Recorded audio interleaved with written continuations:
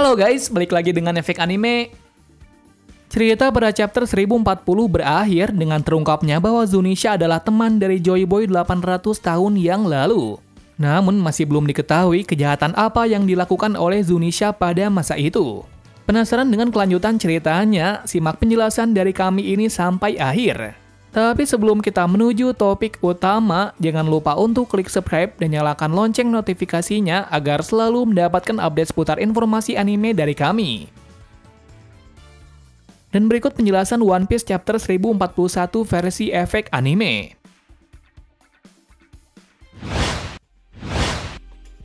Pada awal bab atau sampul chapter langsung diperlihatkan gambar dari Yonji dan Niji pada buku dari Mondor, yang mana kali ini masih melanjutkan chapter kemarin.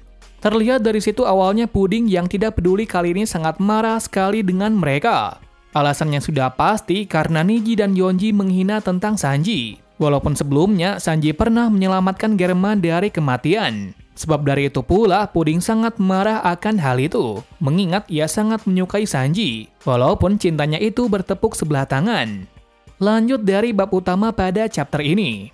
Terungkap pada saat itu Momo memberitahu Yamato bahwa ia sudah bisa berbicara dengan Zunisha sekarang ini. Meskipun belum mengetahui secara pasti alasan kejahatan dari Zunisha 800 tahun yang lalu. Di saat berbincang tersebut di sisi lain, Zunisha sudah dekat dengan para angkatan laut. Namun di situ dia tidak berbuat apa-apa dan hanya menunggu perintah saja.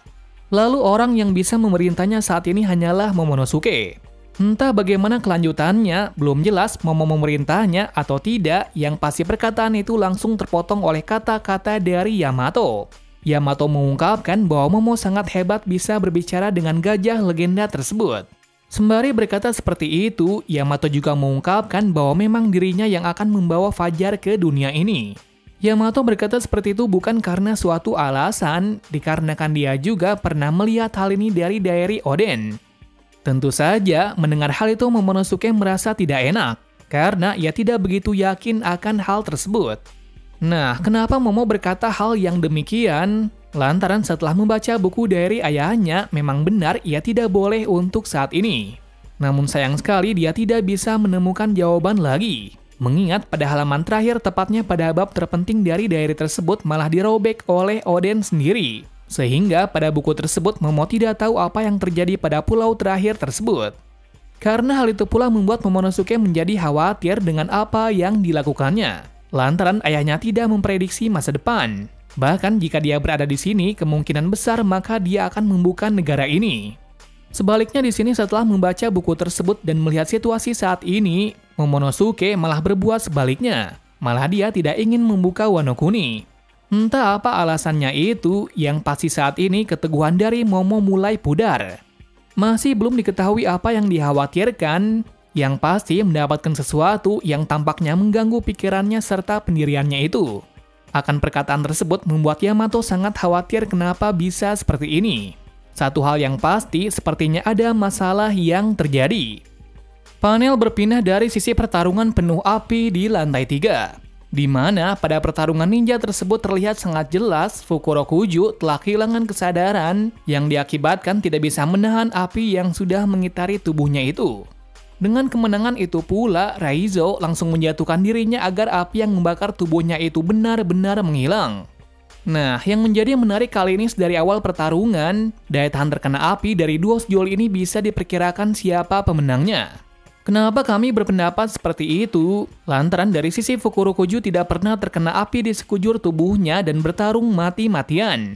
Sebaliknya dari sisi Raizo sudah jelas sangat berbeda. Yang mana Raizo adalah sosok ninja yang kuat dari segi tekad dan pendirian.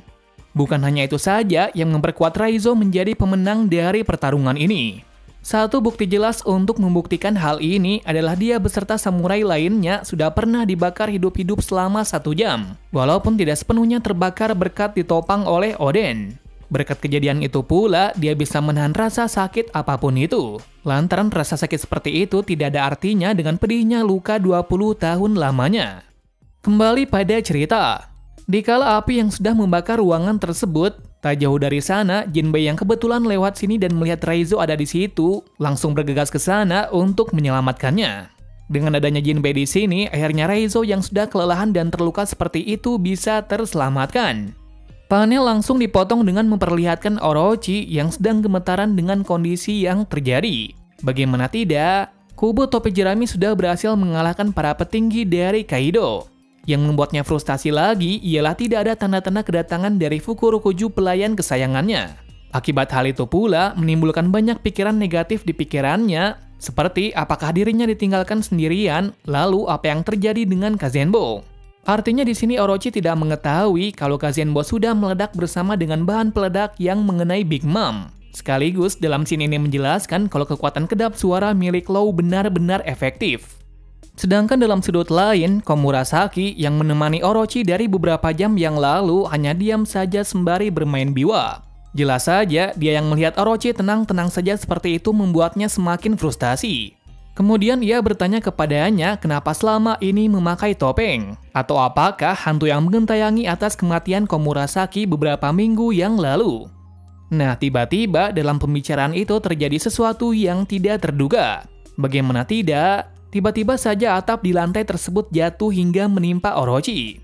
Tentu saja Orochi yang tertimpa bebatuan itu tidak bisa berbuat apa-apa dan hanya bisa meminta pertolongan kepada Komurasaki. Tentu saja Komurasaki yang mendengar jeritan minta tolong itu langsung mengatakan, sedikit mencela apakah dirinya tidak menyadarinya selama ini. Jelas saja Orochi dengan raut muka yang penuh luka tidak tahu apa yang dimaksudkan olehnya itu. Menariknya di sini Komurasaki juga sudah menikamnya dengan batu laut yang sudah disiapkan. Dengan begini maka dirinya tidak bisa berubah menjadi monster. Lagi-lagi mendapat jawaban seperti itu membuat Orochi kebingungan dengan apa yang dikatakannya. Nah, untuk memperjelas hal ini, Komurasaki memperjelas semua ini dengan menceritakan kalau lagu kesukaan yang ia mainkan selama ini untuknya adalah lagu buatan ayahnya. Yang tak lain ayah dari Komurasaki atau Hiyori adalah Kozuki Oden. Sebab dari itu ia sangat menyukai lagu ini hingga berlatih keras untuk menyempurnakannya. Waktu itu pula dia juga menjelaskan siapa dirinya sebenarnya dan tujuannya. Walaupun dikala itu Hiyori tidak membuka topengnya itu. Belum jelas apa maksudnya itu, pasti ada satu keharusan yang dilakukannya. Setelah mengetahui kebenarannya, Orochi sangat terkejut dengan kebenaran ini. Namun sayang sekali, tiba-tiba panel langsung dipindah ke arah lain. Tepatnya, berpindah dari sisi pertarungan dari Izo dan 2 CP0. Pertarungan ini sangatlah menarik dan cukup mengejutkan. Lantaran Izo diharuskan melawan 2 CP0 sekaligus. Singkat cerita, setelah lama pertarungan, Izo menunjukkan kemampuan sebagai komandan divisi dari Shirohige, yang mana dengan kemampuan tembakannya itu dia bisa menjatuhkan salah satu CP0 bertopeng dengan satu tembakan mengenai vitalnya. Sementara yang satunya tidak terlalu terluka parah berkat berhasil menghindar dari serangan mengerikan tersebut. Meski demikian, Izo juga terkena damage yang lumayan parah dari Shigan di saat adu tembak sebelumnya. Dengan adanya hal ini pula, Izo juga sekarat menerima serangan tersebut. Ditambah lagi sebelumnya, dia sudah terluka di bagian perutnya sebelum pertarungan ini. Di waktu-waktu itu pula terungkap nama dari orang bertopeng itu yakni bernama Maha. Pastinya, bos CP0 yang melihat temannya dibuat seperti itu sangat terkejut.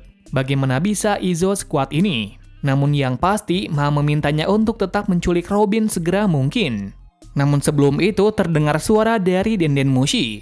Nah, belum diketahui siapa orang yang berbicara dalam Denden Mushi tersebut. Satu hal yang pasti, dia meminta CP0 yang tersisa untuk mengalihkan misi untuk membunuh Mugiwara secara langsung. Alasan mengapa dia memerintah seperti itu ialah disuruh oleh Gorosei untuk melakukannya. Jika tidak, maka nantinya masalah dunia akan bertambah menjadi besar. Jelas saja bos CP0 yang mendapati perintah tersebut langsung ketar-ketir. Kenapa demikian? Jika dirinya ikut campur pertarungan dari Kaido sama saja dengan bunuh diri. Nah, orang yang berbicara di Denden Mushi itu berbicara bahwa memang benar hal itu mustahil untuk dilakukan. Lantaran tidak menutup fakta bahwa pertarungan Kaido dan Mugiwara adalah pertarungan kelas atas. Sehingga, mengapa pada pertarungan ini sangat berbahaya bagi dunia. Sebab dari itu, Gorosei meminta CP0 yang ada di sana untuk membunuh topi jerami segera mungkin agar tidak ada masalah besar nantinya. Usai pembicaraan berakhir, terlihat setelah Drake sebelumnya dijatuhkan CP0, sekarang tiba-tiba bisa bangkit lagi. Dia juga mengatakan bahwa dirinya tidak akan mati dengan tangan kosong. Nah, apakah yang terjadi selanjutnya? Kita simak saja kelanjutan pertarungan di lantai ini. Apakah Izo benar-benar mati atau berhasil diselamatkan oleh yang lain? Sedangkan dalam sudut yang lain, tepatnya di basement, kita diperlihatkan Usopp dan Helmlet sedang mencari cara untuk keluar dari kastil ini sebelum benar-benar runtuh. Sembari melakukan hal tersebut, mereka membawa Kinemon dan Kiku yang terluka parah untuk keluar. Sudut lainnya juga demikian, yang mana Nekomamushi, Carrot, dan Wanna juga akan masuk ke dalam kubah untuk menyelamatkan diri, jika tidak maka akan terjatuh ke bawah. Sementara itu dalam panel lainnya menunjukkan bahwa Zoro juga berhasil diselamatkan oleh Franky yang hampir jatuh ke bawah dengan timing yang pas. Dengan demikian pula, semua orang yang terluka berhasil diselamatkan oleh kawannya masing-masing. Cerita kembali pada sisi dari Kid dan Law yang sudah terkapar lemah setelah pertarungannya melawan Big Mom. Nampaknya meski demikian, Kid masih memikirkan apakah dirinya tetap bertarung dengan Kaido selanjutnya. Law menjawab bahwa hal itu sudah tidak diperlukan lagi. Toh jika Kaido akan kesini, maka kemungkinan besar akan mati juga. Jadi sudah terlihat dalam keadaan seperti itu, mereka berdua hanya bisa memasrahkan pertarungan tersebut kepada Luffy saja, mengingat kondisinya sudah tidak memungkinkan untuk bertarung lagi. Scene pun dipotong dengan adegan pertarungan sengit antara Luffy dan Kaido kembali. Pada momen-momen itu mereka yang bertarung setelah sekian lamanya baru menyadari kalau Big Mom memang sudah benar-benar dikalahkan. Jelas saja mendengar kabar tersebut membuat Luffy sangat senang sampai berkata teman-temannya memang sangat hebat. Sembari tersenyum dengan rasa bahagia. Lalu di saat itu pula diperlihatkan kilas balik dari Kaido di masa lalu. Tepatnya saat Kaido berumur 15 tahun yang pertama kali masuk ke dalam bajak laut Rock. Mengejutkannya pada pertemuan itu dilihatkan postur tubuh dan wajah Big Mom sangat berbeda dengan yang sekarang. Terlihat yang dulu sangat cantik dan menakjubkan. Dalam perkenalan itu Lin menyebutkan bahwa dirinya suatu saat nanti akan menjadi wanita satu-satunya yang akan menyandang gelar Raja Lautan. Scene dipotong ke pertarungan lagi, yang mana Kaido masuk ke dalam mode mabuknya yaitu Naki Jogo. Saat dalam mabuknya itu, Kaido berpikir bahwa dia sudah mengenal Lin sudah cukup lama. Tepat ketika bermula pada saat mereka bersumpah untuk pergi dan mengumpulkan One Piece. Entah kenapa dari situ, seolah-olah mengingat masa lalu itu membuat sang Yonko Kaido menangis bercucur air mata di pelupuk matanya. Sementara dalam sudut tertentu, Luffy langsung berubah masuk ke mode Gear 4 dengan cepat dan menyerang Kaido dengan jurus barunya itu. Dikatakan jurus ini adalah jurus terakhir dalam mode Gear 4, yang mana pada jurus ini bernama Gomu Gomu no Hydra. Terlihat dari jurus baru kali ini memang sangat mengerikan dan sangat brutal. Bagaimana tidak? Serangan ini sama seperti jurus Jet Calvrin versi tinggi yang memantul dengan sangat cepat. Bedanya dalam jurus Hydra ini tidak hanya satu pukulan saja, tetapi 9 pukulan dalam satu serangan. Menariknya dari jurus ini juga tidak hanya itu saja. Serangan yang dilihatkan sangatlah cepat dan kuat hingga Kaido tidak bisa melihat pergerakan serangan tersebut. Imbasnya, Kaido terkena serangan itu secara membabi buta dari segala arah.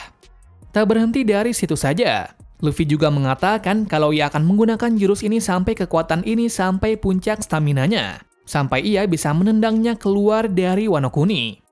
Lanjut dari ulasan chapter kali ini. Terlihat memang ada sedikit plot twist di chapter ini. Bagaimana tidak, lantaran Momonosuke sebagai pemimpin yang seharusnya meneruskan cita-cita dari ayahnya sekaligus penduduk dari Wano Kuni, sekarang malah berniat untuk tidak membuka Wano Kuni. Nah, karena hal ini pula menimbulkan banyak pertanyaan yang lebih. Lantaran hampir di puncak pertarungan seperti ini, Momo malah berkehendak demikian. Kemungkinan hal ini berkaitan dengan lembaran terakhir yang telah dirobek oleh Oden. Berbicara soal lembaran terakhir tersebut, kami teringat sesuatu tentang surat dari Oden untuk Toki. Oden pernah menyebutkan bahwa yang dicari oleh Toki selama ini adalah pada 20 tahun kemudian. Yang jelas hingga kini masih belum diketahui apa isi tersebut, lantaran Toki menyobek surat tersebut karena suatu alasan. Lanjut dari pembahasan teknik baru Luffy. Seperti yang kita tahu melihat teknik dari pertarungan tersebut memang sangatlah mengejutkan. Lantaran teknik yang dikeluarkan oleh Luffy sangatlah berkecepatan tinggi yang menyerang Kaido secara membabi buta. Hal ini terbukti dari Kaido tidak bisa melihat dari mana serangan itu berasal. Nah, yang menjadikan serangan ini semakin kuat yaitu dialiri oleh Haki Raja. Sehingga pukulan yang diterima Kaido juga bukan main-main. Maka dari itu Kaido tidak bisa menangkis serangan sebanyak itu. Melihat dari serangan tersebut banyak yang berpendapat kalau Luffy mendapat jurus tersebut adalah karena pertarungan melawan Magellan. Yaps, tepat sekali, memang benar jika dikatakan Luffy meniru jurus dari Magellan. Karena memang dari awal Luffy memang belajar dari lawan terkuatnya. Yang mana pada pertarungan saat itu Luffy tidak bisa berkutik melawan jurus Hydra dari Magellan. Lalu dengan kecerdikannya itu, dengan mengkombinasikan Gear Force Snakeman dengan tangan memanjangnya yang sangat cepat, Luffy bisa menciptakan jurus baru dengan nama Hydra yang mematikan tersebut. Jadi bagaimana akhir serangan bertubi-tubi dari Luffy, apakah akan berhasil menjatuhkan Kaido, atau malah sebaliknya? Kita nantikan saja pada chapter minggu depan. Well, bagaimana pendapat kalian dengan jurus baru dari Luffy kali ini? Apakah memang efektif bisa mengalahkan Kaido atau tidak? Lantaran sepertinya ini adalah teknik terakhir yang digunakan Luffy untuk melawan Kaido. Jika kalian mempunyai pendapat lain, kalian bisa komen di bawah. Terima kasih sudah menonton video ini dan sampai jumpa di video selanjutnya.